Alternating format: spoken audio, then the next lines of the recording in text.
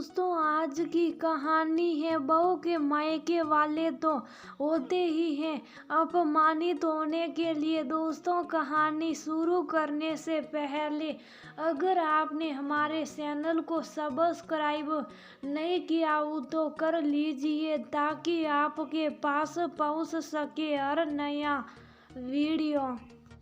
सुन अवतिका, लड़की वालों ने तो दरवाजे पर नाक कटवा कर रख दी। क्यों ऐसा क्या कर दिया मेरे समधी समधन ने? सासी जी, अवतिका जी ने मोबाइल में आंखें गड़ाई हुए अपनी सस्या सास से कहा। दरवाजे पर जो पुरुषों की मिलनी हुई थी वह लिफाफे में 100 रुपये थे, और जो हम लोगों के कपड़े वगैरह आए थे वह तो कोई काम वाली को भी नहीं देता। तुमने तो लड़के की माँ होते हुए भी सब कुछ कितना अच्छा लिया दिया, लेकिन वो ने लड़की वाले होते हुए भी हमारी इज्जत नहीं रखी, हर जगह बेइज्जती की। आप जब मिलिएगा तो खूब सुनाना, तुमसे ना हो पाए तो हमें बताना, हम तो भर भर कर सुनाएंगे। उसमें सुनना सुनाना क्या, शादी राजी खुशी सपन हो गई। बस मेरे लिए ये बहुत बड़ी बात है। अब ऐसी छोटी छोटी उस बातें उठाकर अपने रिश्ते खराब नहीं करना। शादी जो बीत गई वो बात गई। किसी भी लड़की को बिल्कुल अच्छा नहीं लगता कि उसके माता पिता या किसी भी रिश्तेदार को कुछ कहा जाए, इसलिए मैं ये छोटे छोटे मुद्दे उठाकर अपनी बहू का मन अपने प्रति खट्टा नहीं करना चाहती। अवतिका जी को याद आया जब वह शादी होकर आई थी। छोटी छोटी बातें निकाल निकाल कर उसे हर कोई रिश्तेदार, सासू माँ की सहेलियाँ सब सुनाकर चली जाती, और वह चुप चाप आंखों में आंसू लिए सुनती रहती। सासू माँ भी सबका साथ देती, उनकी हाँ करती। हर वक्त उसके माता पिता भाई बहन सबको उलाने दिए जाते। शादी वाले दिन बारिश ने सारी व्यवस्था बिगाड़ कर रख दी। इसका भी सारा दोष अवतिका के पिताजी को दिया गया। रिश्तेदारों ने खोज खोज कर दोष निकाले, जो अच्छा था उसे भी बढ़ा चढ़ाकर बुरा बताया। हर वक्त उठते बैठते उसके मायके वालों को उल्टा सीधा बोला जाता। ऐसा लगता शादी क्या हुई तो लड़की के माता पिता को कुछ भी कहने का सर्टिफिकेट मिल गया। रिश्तेदार तो कुछ दिन रहकर आग लगाकर चले गए, और उसकी सजा जीवन भर अवतिका को मिली। उसे मायके नहीं भेजा जाता, फोन पर एसटीडी लाक लगा कर रखा जाता, चिट्ठी पत्री लिखने पर भी रोक, यहाँ तक कि अगर मायके से माता पिता या भाई बहन अपनी तरफ से मिलने आ जाते तो मिलने नहीं दिया जाता और अपमान किया जाता, वह अलग।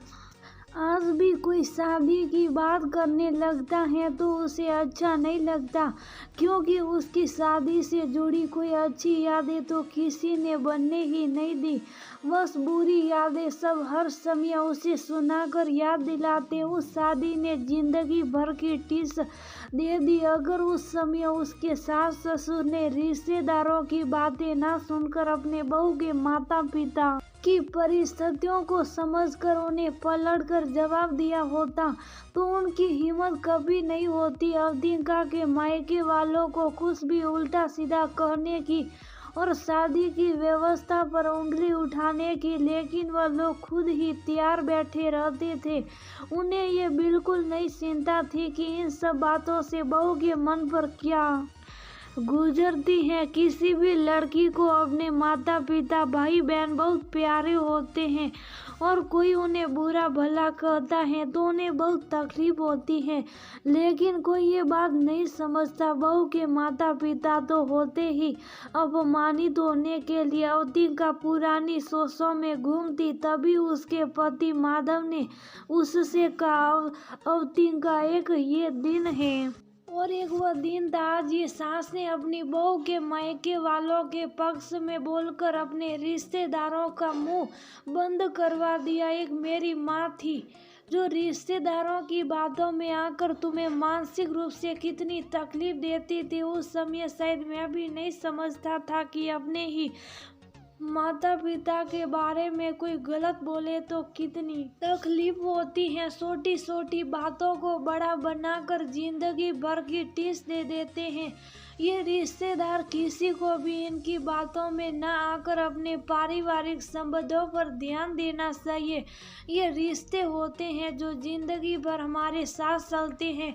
आप सही कह रहे हैं माधव, मैं तभी सोच लिया था कि मैं ऐसी सास बनूंगी जो हर परिस्थिति में अपनी बहू का साथ देगी, कोई कुछ भी कहे। तो शादी ब्याह में तो छोटी मोटी कमियां हो ही जाती हैं, लेकिन हम सभी का फर्ज बनता है कि उन्हें बेमतलब तूल देकर बढ़ाई नहीं। इससे हमारे आपसी संबंध तो खराब होते, लेकिन बहू के मन में भी ससुराल की खराब छवि बैठ जाती थी। पहले ऐसा ही होता था, जरा जरा सी कमी को लेकर हर कोई आता जाता बहू को सुनाकर निकल जाता था, लेकिन आज माहौल बदल चुका है। सब मिलकर आपसी सहयोग करते हैं और शादी जैसे पवित्र दिन को यादगार बना देते हैं।